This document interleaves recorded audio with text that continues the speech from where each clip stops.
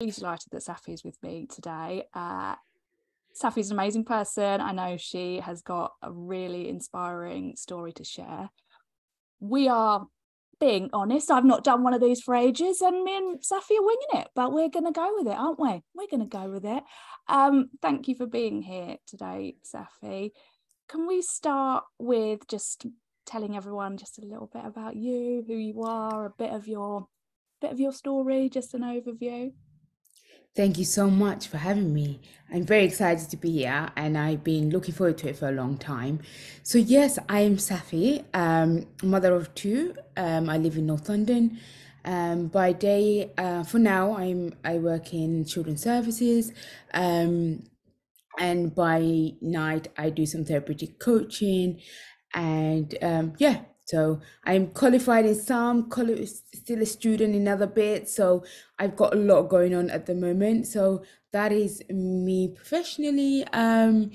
Just a bit about my background. So my background is that we came to this country, which could be a little bit triggering at this time, and I know it's a very difficult time. So look after yourselves. But for me, in regards to my story, it started in the early 90s. Obviously, I was born, right, and everything was fine in Somalia. And then sadly, war broke out in the late 80s, early 90s. And we were, we were caught in the middle of that one night, pack your bags and go. Um, so my mom with four kids, and I must have been about 7 and 8 years old, we had to flee. They were knocking on. Goodness me, I just realized, Lauren, it could be, how triggering it could be. So yeah, just trigger warning for anybody. So it just, it was hard, but I was only 7 years old. I didn't know any different. We fled for days and nights. We walked and from village to the next village and so on. And the reason I'm telling you this bit of my story is because it's very much why now I do what I do. It's a big part of that. So so we did, we walked, we didn't have enough food.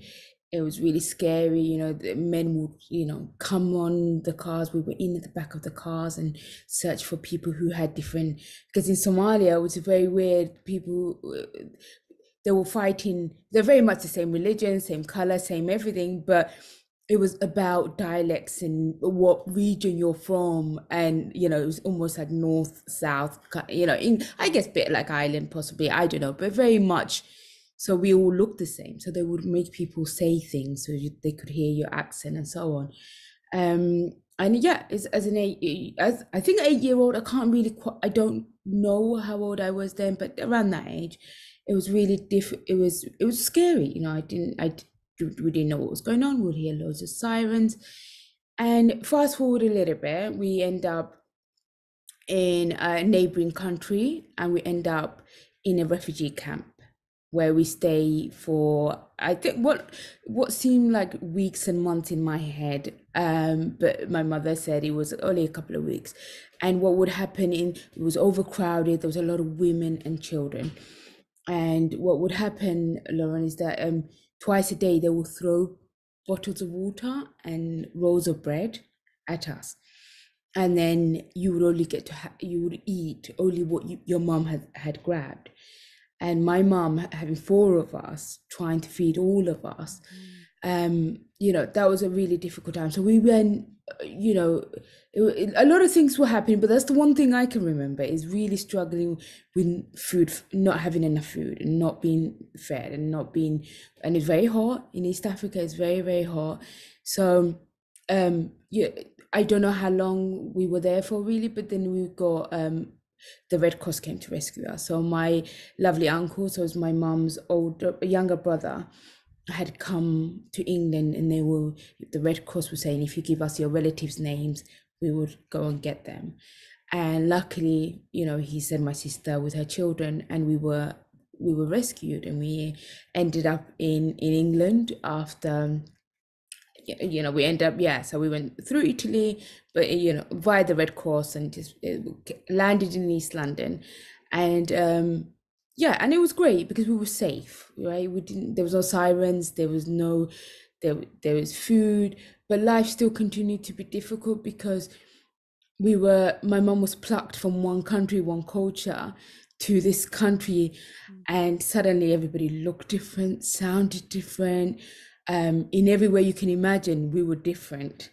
We landed in East London, which is quite multicultural. There's a lot of people from different ethnic minorities, so I can't imagine if we landed somewhere, outside of London. But everything felt really different, and I had missed most of my formative years of education. So I hadn't gone to school. I hadn't, and then so I started school in this country.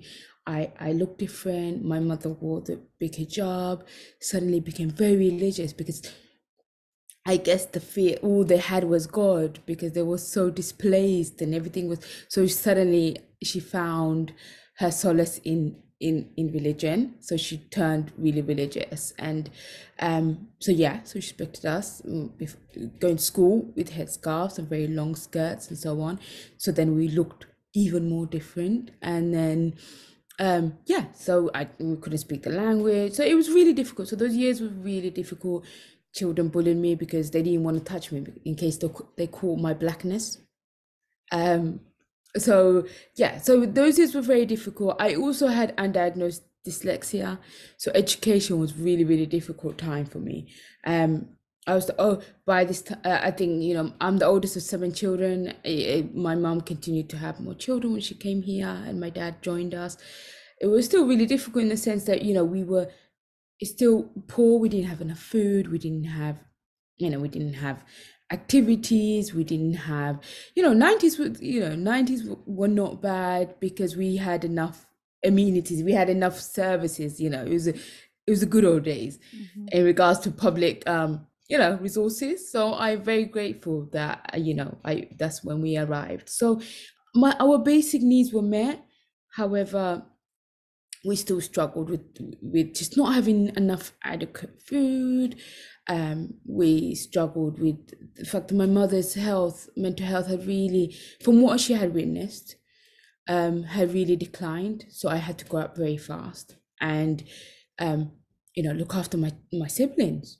So I would come home from school and I would, to this day, I say, nobody can peel a potato faster than me. We would get sacks of potatoes and I would peel them. And then I don't know how, if social services ever saw this, my Lord, but I would get on the worktop and then the oil will be boiling. And as soon as I had to know the exact formula to throw the potatoes in and jump off. Okay. Right. As an 8-year-old, can you imagine? I wouldn't trust my 8-year-old.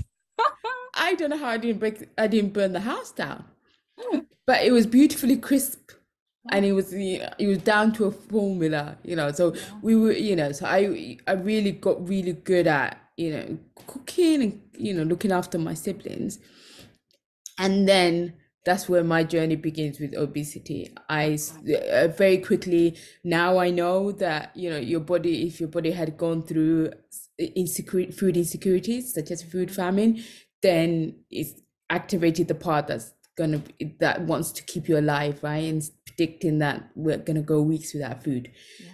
At that point, I didn't know that, right? So we would eat a lot of carbohydrates, and for a child who didn't have friends, who I was really scared of going out. We were not really allowed to go out because the community would have conversations about how children were abducted in England, or social services will come and take away your children. So my mother was really scared.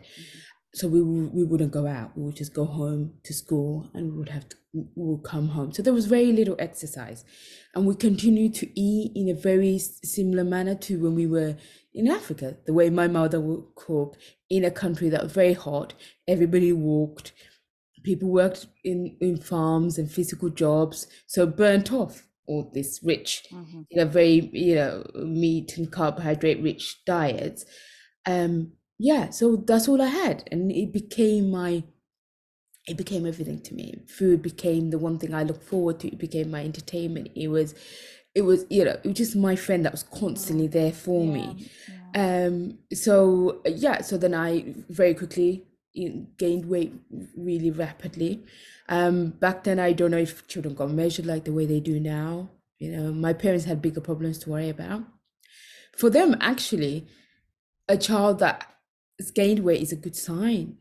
Is a sign that you're being fed and so it's that different cultural aspects of, no, you're doing really well, you've got meat on you, that's great. So then the bullying started at school and so on. So then I just continued, and I think at this point I went to secondary school and I wasn't able to. And Lauren, my name's pretty easy to spell. It's 4 letters. Yeah. But I didn't know how to spell my full name, and let alone anything else. In primary school, they just put me in a room to play with toys. And I understand. I've got 30 children. I guess when you get I don't know, I would have been year 5, and I definitely found it harder, which I know now is to do with the dyslexia, but to learn, like my younger siblings had caught on a lot quicker. So teachers didn't have time to sit with me to teach me. I don't know if it was phonics back then, but whatever, the foundations, they just didn't have that. So with that, I spent a lot of time just playing, and so I went to secondary school. I really struggled because I didn't know how to do anything, so I would just get into fights just to distract everybody from everything else. But secondary school was a better experience because I had more teachers who were on top of things, who would write letters to my dad and say we want her to get a dyslexia test, and then my dad would get really freaked out because they didn't understand, what does this mean? They were constantly really suspicious of the system. So he wouldn't sign the paperwork. And then, I just continued to find it really hard, study and then eat, obviously go home and eat. And then there was machines everywhere. I don't know if you can remember that, right? So then I would find money to have in the morning. I remember one of the teachers laughing, saying, Safi, I could see you from the other building at registration. So that must have been like 9.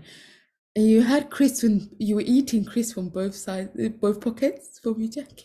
And that's what I would do. I would eat because it was such a comfort I was for going to me. say, it must have been. It's like your comfort blanket. Yeah.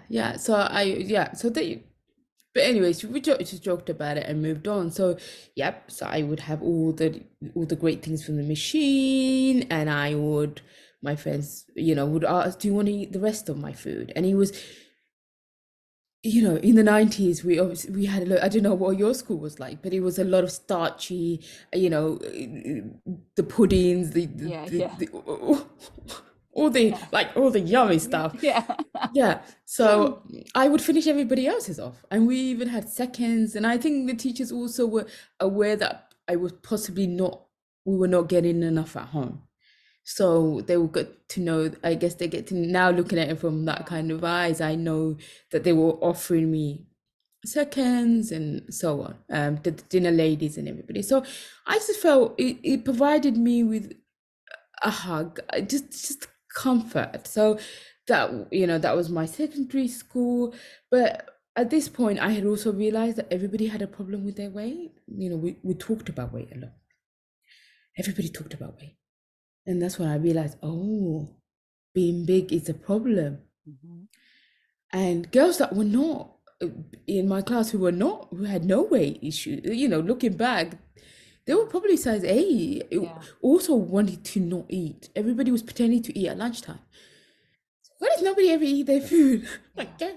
And so then I realized, it dawned on me that this is not cool. I need to stop eating lunch.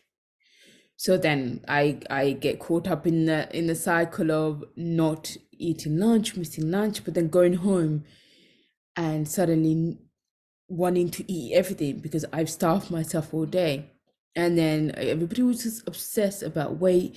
I started noticing the magazines with all the big circles of all the celebrities, and they were awful. So bad.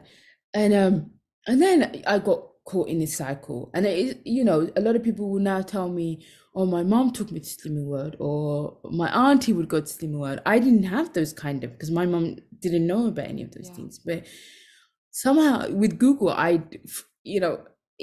I soon learned about Slimming World and Weight Watchers, and I kind of graduated from one extreme to the other, constantly on a diet, off a diet, yo-yo diet, sin, the shame, reading another magazine of why can everybody lose a stone in 6 weeks? Yeah.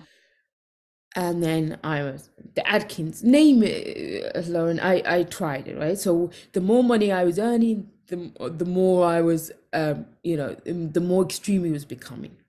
So that was, in my 20s, I spent off on a diet, and every time I got off the diet, I gained way more than I, had lost. So what I'd lost and more. Yeah. So I think even though I had developed disordered eating quite early on, the dieting, even though, I was eating a lot in the evening, so a lot of binge eating kind of things were going on, but being on those cycle of, eating, people will say, oh yeah, we gain weight. I don't know if you've been to Slimming World before, Lauren, but No, I haven't. people wouldn't eat before we got Before weighed. you got weighed, yeah. And then we would go and have our cheat meals on the way home. Oh, right. So yeah, so but it was community. I Yeah. had community suddenly. So I had all these older women who were just really lovely. Just we all kind of sat in a circle, and it did feel very much like the women's circle. It was, and it felt comforting. So I would go and hang about with these ladies, and we all were like, it's almost like, oh yeah, I messed up, and so very much a shame, you Yeah. know. Yeah. Yeah. So yeah, so I very much went through all those extreme versions to the extent that my weight got really out of control. I went to the GP one day, and then GP said to me, and I was so upset, Lauren. And he said to me, I said to him, I exercise, I got a personal trainer. But after I leave the personal trainer, I would go to the GP because my body would, Yeah. I Your can't body just, was craving it, wasn't it? I mean, so I was trying to explain to him that I'm trying, but I can't do it. I just can't. And then he said to me, gave me some antidepressants basically, and send me on my way, you off, yeah. move more, and eat less and move more. And I would, at this point, I couldn't even walk. I would have to catch cabs because society got really bad. My health got really bad. Physically, I was in a really, really bad place. But never did he say to me, I'll send you to a dietitian or weight management services, nothing. It was just, Yeah. I'm not having this conversation, Yeah. and then send me on my way. And in conjunction with all that going on, my mom with depression, things had just gone down, and she, was gaining a lot of weight, and she basically became disabled. I think it started with mental health, then her weight, then it started all being very physical also. So we were her carers, and we were, I was still trying to get the education bit down. I was still trying to, get a degree because I knew I was missing the education part because I didn't get that in at school. So life was really difficult, but I knew my family had problems with weight, but my mom didn't want to acknowledge it. My mom would say things like she was possessed, and it just, for her, it was just swelling. It was, so then I had these two mixture messages of part of society saying, it's because you're greedy and because you're eating too much. And then my mom, on the other hand, be like, we need to go and get somebody to read to you because you're being possessed. So I was absolutely like that poor Safi. That's a I just, lot. yeah. So, and then I would go. I think one of the extreme diets I tried was went to Harley Street, and we were given actually, so you wouldn't eat anything, so they would put a tube down your stomach, and then you were fed protein straight through the tube. And I remember my mom then had pneumonia, and she was in ICU, and we were all in the hospital, and I went down to the canteen, not to eat because obviously I was really committed to this, but they wouldn't let me in because they thought I was a patient. And looking back, the extreme things that I did to fit into these ideals, and the more damage that I was doing to myself psychologically and physically, make me really, really sad. So yeah, that kind of just continued until 2015. I had heard that there was this thing called weight loss surgery, and I had heard that people would they would staple your mouth or something along those lines. I can't remember what I first heard about weight loss.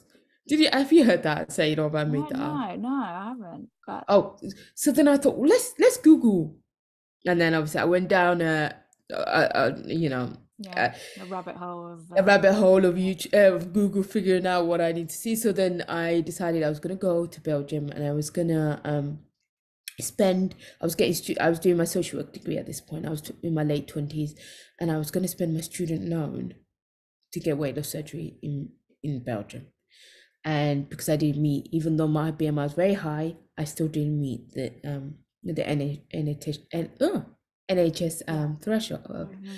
So yep, I went on my way. It was very quick. They met me one day in a clinic in High Street. Just took a bit of details. It was booked 2 weeks. I was in Belgium having a gastroband fitted. Um, yeah, no aftercare, Right. nothing.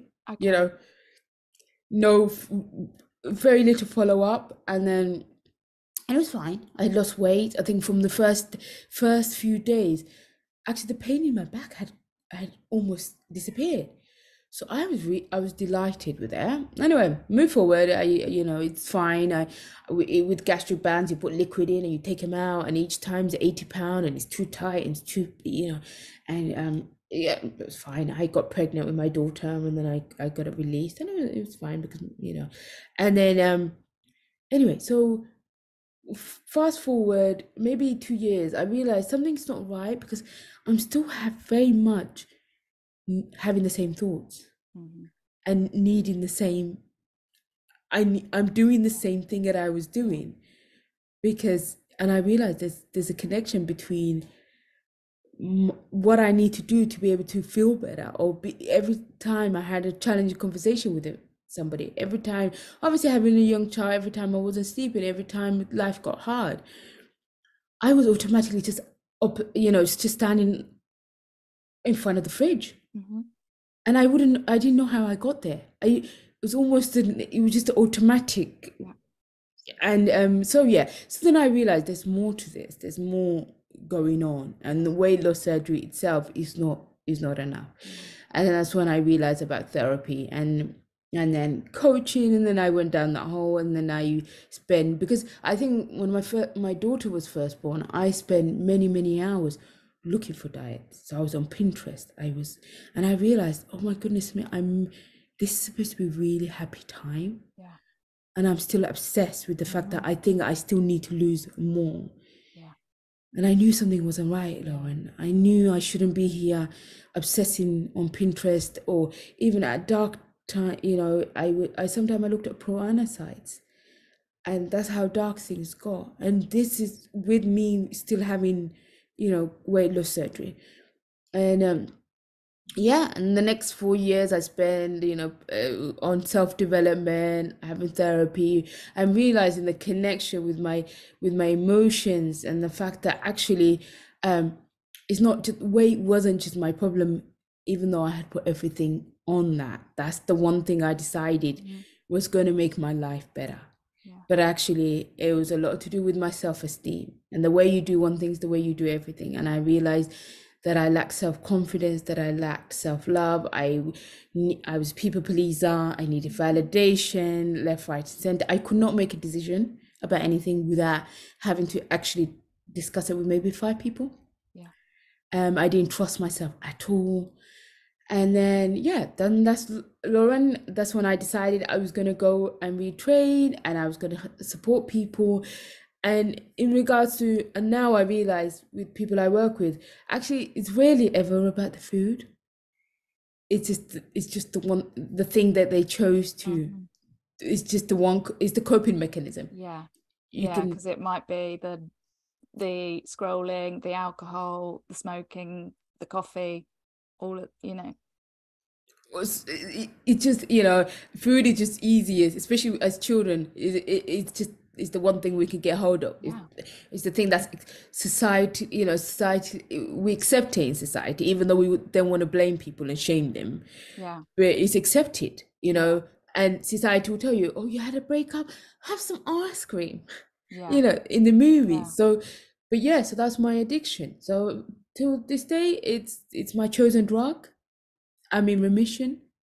I recommit to everything on a daily basis, but I know it does, it has very little to do with food, where I put everything in food. So now it's about my self-esteem.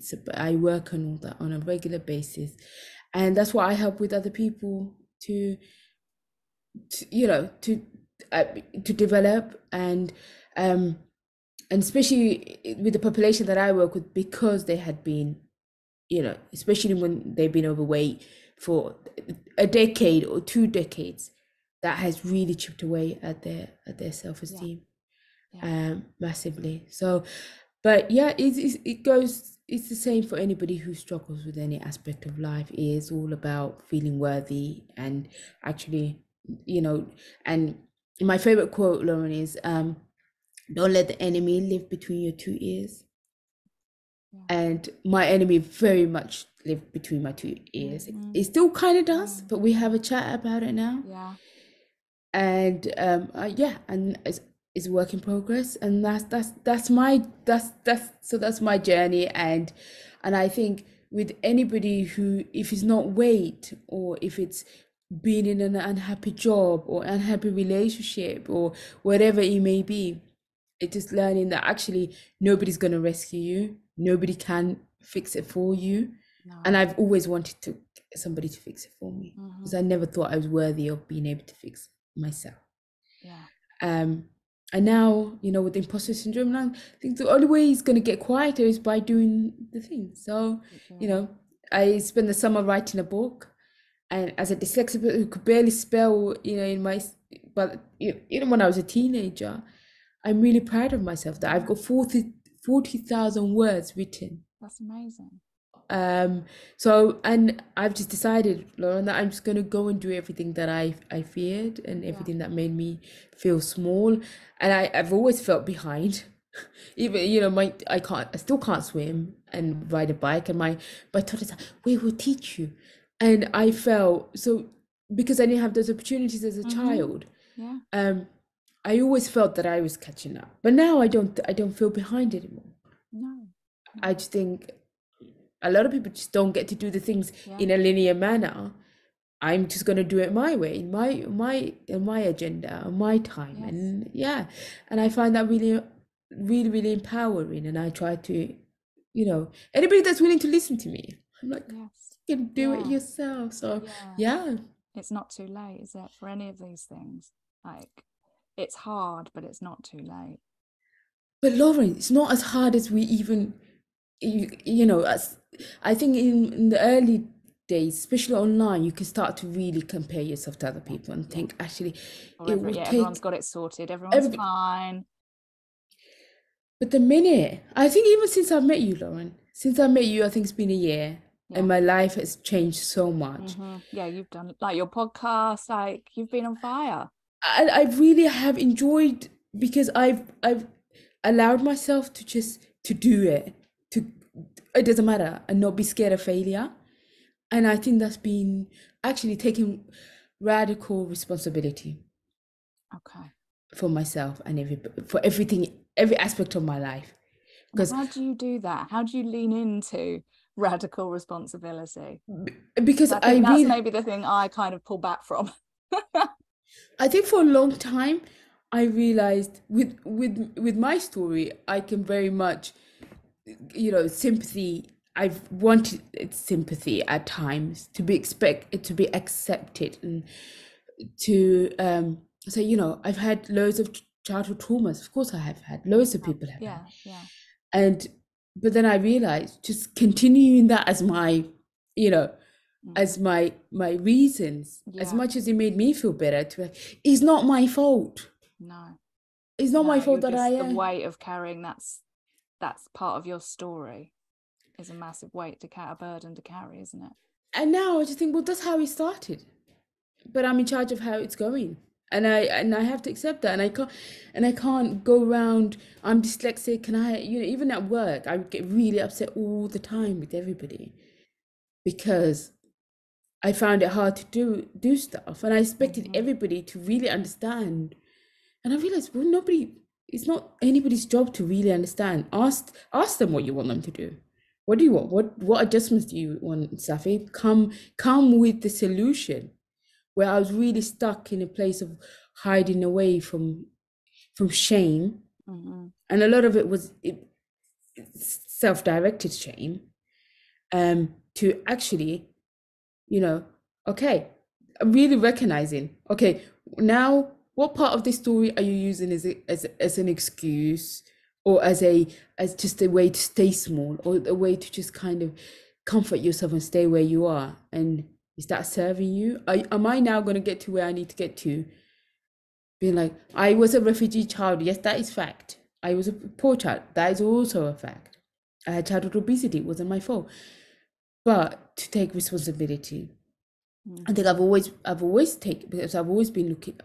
I guess now I've always been solution focused, which I didn't know, and I've always searched for the answers. And a lot of times I have found answers outside of me. But now, Lauren, I know I have enough Mm-hmm. to. The answers are here, and there's nobody out there waiting for me to fail, or to laugh at me, or to see me succeed. There's nobody really, because in psychology there's something called the spotlight syndrome. We all think that there's a spotlight following us, and everybody thinks, oh, what's Safi up to? Oh, look at Safi. Look, nobody really cares. You just fleeting. You will go back to our own problems, our Yeah, own. yeah, yeah. So knowing that, I feel so much better, and I feel empowered by the fact that actually, truly, I am the only person who has true, you know, power to transform my life and to be the person I want to be, Mm. but with a lot of kindness and compassion, and realizing some days I'm not going to do what everybody else is doing, and I'm not going to compare myself to everybody else, because I don't know what their story is, and that's okay. And it doesn't matter that I'm 40 and I haven't done this or haven't done that. I've dropped that, and that has been amazing, Lauren. And in the past year, that has helped me so much that I no longer. And it was me. Nobody said to me, nobody emailed me, like, Steffi, you're so behind. You're Yeah, such a failure. yeah, yeah. But So it's yeah, oh yeah. There's just a lot, isn't it? It's a lot of the inner work. Yeah, because I'm often having a word with myself, chatting to my inner Laura and just being like, well, what's going on here? And like, is this a you issue? Is it like, are you caring too much about what people think? You can beat yourself up about whatever's going on or what you haven't done, but it doesn't move you forward, does it? Getting stuck in your own head just keeps you, yes, stuck. stuck and frozen. Yeah. And it And does then when nothing you. will be this, like in a year's time, you could still be in the same situation.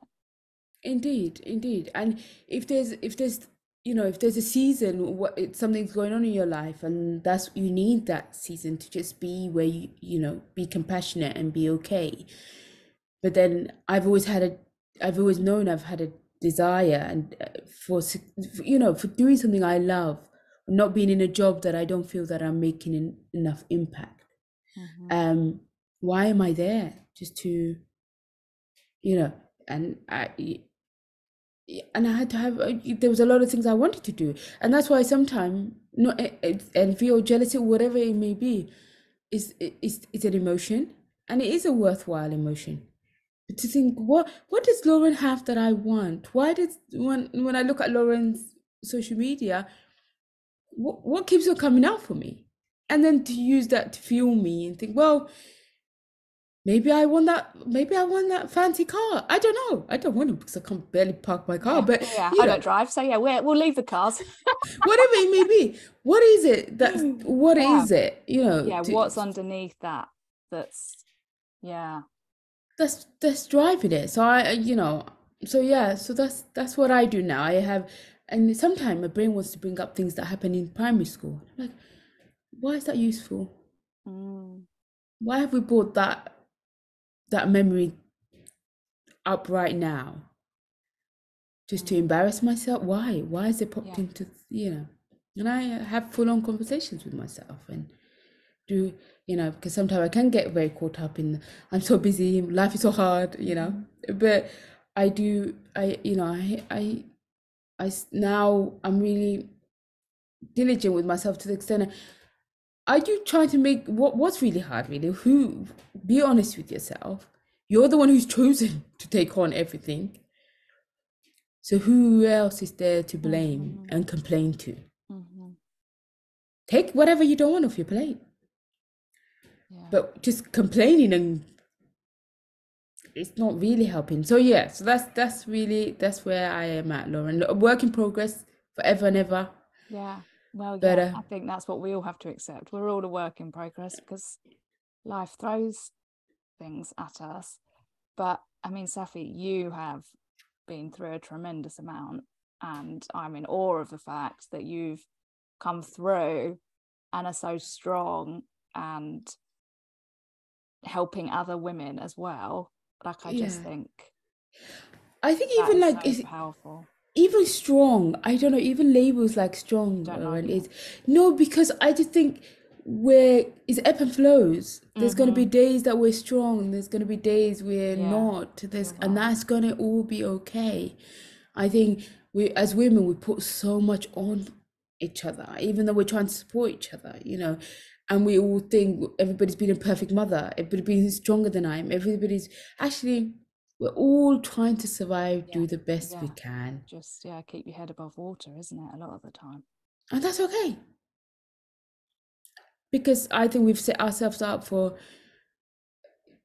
as women, because society expects us to do work like we don't have children, or to parent like we don't have a job, or, or feel bad that we have ambitions as moms. Yeah, yeah. Or if we don't have children, that, everyone, Yeah, there's judgments where whatever yeah, decision you make, you're being judged as a woman. yeah, Yeah. yeah. And my friend was saying to me, I had lunch with her, and she's the CEO of some startup or something. And she was saying to me, "Oh, I feel judged when I've got my phone." And when she's picking up the children and she's trying to be flexible and answering stuff on her phone. And a lot of time, I think, who's really judging? Whose story is that really? Somebody glanced at you, and do we now believe that glance to mean? Yeah. Instead of being like, oh, there's Lauren, I like her jumper. Mm-hmm. Rather than, oh, there she is over there being a Yeah, yeah. CEO with her phone again. I don't, so whose Yeah. story But is like you it? said as well, like, even if someone was looking, what's going on for them under the surface that is making them have that reaction or make Yeah, that judgment? yeah. Like, it's, And yeah.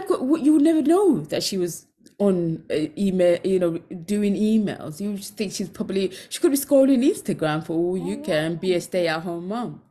Yeah. And as somebody who works in children's services, we know being a stay-at-home is no better for your children than if you work. It's just your parent is the most important thing. Yeah. It's the way you treat your children is the most important thing. Yeah. So Yeah. there's no rules of who's a good parent, who isn't. So I think removing all those labels will probably serve us a lot better, especially Yeah. as women. Yeah. Because I don't think men go around, just be like, how you balancing it all? How you Yeah. doing it Yeah. all? No, no, they're not. Yeah, Yeah, they're not. yeah. Oh, wow, Safi. Thank you for sharing all of that. And I'm just wondering specifically with women that you work with when it comes to sort of weight issues, what do you kind of think is fundamental? Like, it's not necessary. It's not the yo-yo diet. It's not the trying to find the quick fix, is it? I imagine. I mean, I imagine there's quite a lot more to it when you're trying to. I think there's gotta be, and that's why diets don't work. Because otherwise, if diets did work, then nobody would be obese. We wouldn't have obesity pandemic. It wouldn't be a problem because we would have solved it. But the diet industry, is a huge industry. Yeah, So exactly. It's a big actually, money maker. yeah. So Weight Watchers, actually, their whole business model is on return business. And we're almost, as a group, we almost become brainwashed. Yeah. And because every January we're back in a church somewhere lining up. Yeah. Like, oh, I'm back on it, I am. Oh, yeah, you too. Yeah. For Yeah. that. New year, new Yeah, you. yeah.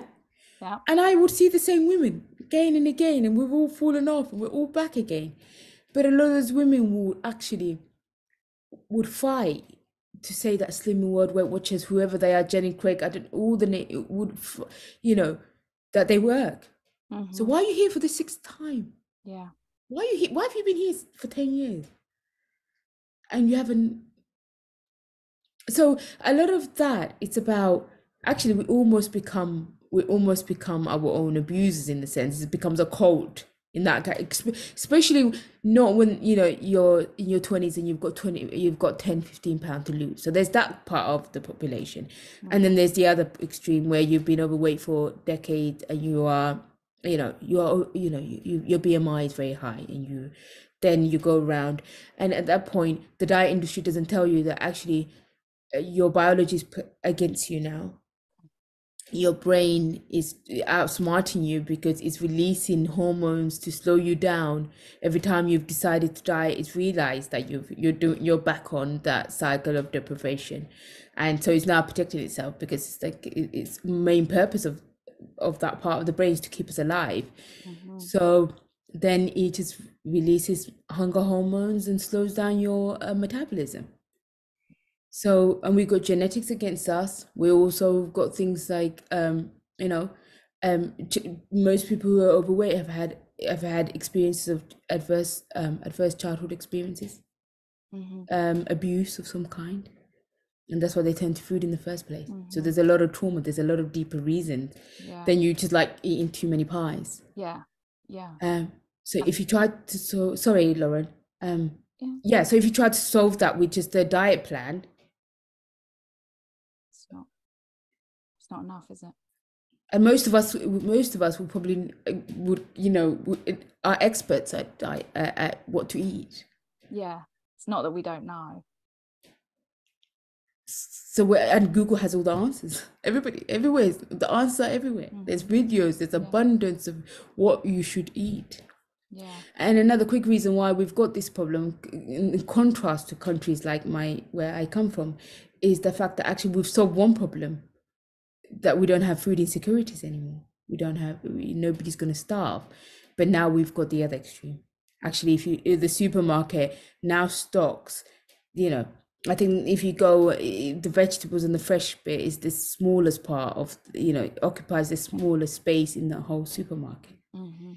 So where some parts still in the world, people are still starving. We're not starving because we've figured out how to do processed food, which is great.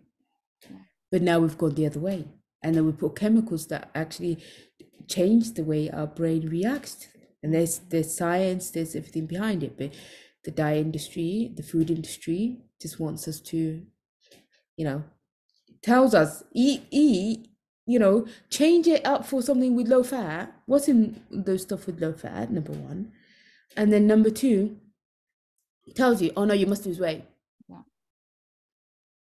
So at some point, we have to realize actually we're a pawn in this game of just money's being made either way. Whether we're on the diet or off the diet, people are getting rich from our pain, and it's not because it's a lot more to do with being overweight. But as a happy person, you can be happy and great and live, but it's because of the stigma that comes along with it. Yeah, exactly. If you're happy and healthy, then it's no one else's decision, is it? Yeah. What weight you are. Yeah.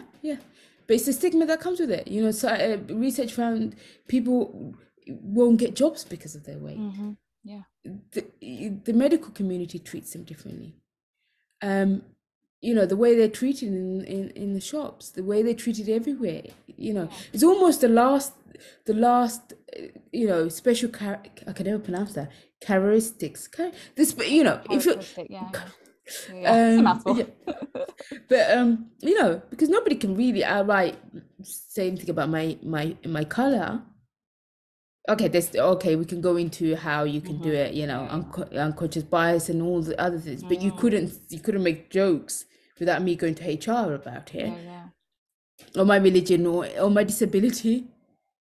Yeah. Yeah. Sorry, oops, I'm so sorry. I think I lost you there for a minute. You still Uh, there? my apologies. Yeah, so so nobody could make fun of that, but with weight, that's still quite socially accepted, Yeah. So yeah, so I can go on a tangent about this all day, Lauren. So, but yeah, Well, no, it's brilliant to talk about these things because sometimes it's just having the conversation is a good starting point to know that if you're feeling maybe in a similar way, that you're not the only one and that there is support out there. I mean, how can people sort of work with you? Are you just sort of working with people that are looking to address any weight concerns, or I think mainly that's mainly my I think that's my purpose. I think yeah, that's where I find yeah, joy the most. And I think anybody, and like I said, I think you can work with anybody because deep down it's not about the weight, it's about yeah, addressing all the things. But mm-hmm. yeah, for me, it's anybody that's really struggled, if who's been in that cycle of needing to start a new diet, off a diet, on a diet, and then developed, whether they know it or not, disordered eating on Mm-hmm. some levels, because usually it's emotional eating, then it's binge eating, and then so that's people I'm passionate about. And Yeah. also people with neurodiversity, they also have very much, they've been let down when it comes to Yes. food, and then they develop because it provides them with, so Yeah. those are the two groups that I am passionate about working with. Yeah. And I know some people don't have the luxury of being able to pay for therapy or Mm-hmm. coaching. But I always say to anybody that's out there, listen to podcasts, read books, Yes. just So I educate mean, yourself. your podcast Yes. is So a great way to sort of even if get. you have even if you don't haven't had weight loss surgery, even if you haven't, it's very much still about emotional eating. It's still very much about, I interview loads of professionals who work with people who struggle with it. So it's, I think whether you've had weight loss surgery or not, because ultimately, actually 80% of people who have weight loss surgery, Lauren, regain the weight within Mm-hmm. 5 to 10 years, because it's basically just like any other diet eventually. Yeah. If you don't do the psychological, you remove 80% of your stomach, but you do nothing to your brain or your anything else, then you will go back to the same environment, same life. And that's why diets don't work, because we return back to the same stresses, the same life, the same worries, and then we just go back to our chosen drug. So yeah, but anybody out there who needs support, books, podcasts, just get that knowledge and realize that it's not you, Mm-hmm. but now it's your responsibility to get yourself out of this cycle of just being a pawn in this Yeah. huge. Yeah. Yeah, in the industry. And Yeah. how does just conscious of your time, Safi, but finishing up quickly with your hypnotherapy. So how does that fit into the picture for you? So with the hypnotherapy, I think I decided that I didn't want to just do normal. There's nothing wrong with normal counseling, but I wanted to do something that moves people forward. Mm-hmm. And that's action focused, that's solution focused. And hypnotherapy is it's just a great way to actually bypass the subconscious mind, get to the subconscious mind Yeah. quicker, and Yes. help people to, to confidence, to Mm-hmm. remove, all those blocks, all those Yeah. limiting beliefs. Mm-hmm. And that with coaching and a bit of, I do a hybrid of teaching, coaching, mentoring, all the things, because as somebody who's been there, sometimes actually you need some guidance on how do I'll help, hold your hand, and Yes. we will work together, Yes. because I don't want you to just kind of be in a puddle of, there's only so long you can sit in that puddle of, yeah, life was difficult, I Mm-hmm. hear you. Yeah. Yeah. You can talk and talk, and then you've got to act, do some, Yeah, and it's change. important. And I think if you need to do the inner child work, definitely go and do that. But I think with therapy or coaching, especially with stuff like weight, having that understanding of lived experience, I think is what makes me able to connect with people and support you, because I was you, right? I am you. I know exactly what you're going Yes. through. So yeah, so that's what I do. So yeah, so Well, I'm going to put all of your details and links in. I'm just checking, Safi, on our... I think I've got, I don't know if you see my new website. Oh my God, I've got such an itchy nose. I think it's cold. Goodness me. Let's just see what comments, if I've missed any. Oh, I've got some comments from Leonora. Oh, Leonora. Yeah, Leonora, you're an absolute inspiration. It's a privilege to listen to you. We're all doing the best we can. We all matter. Yeah, that's it. It's Indeed. Yeah, being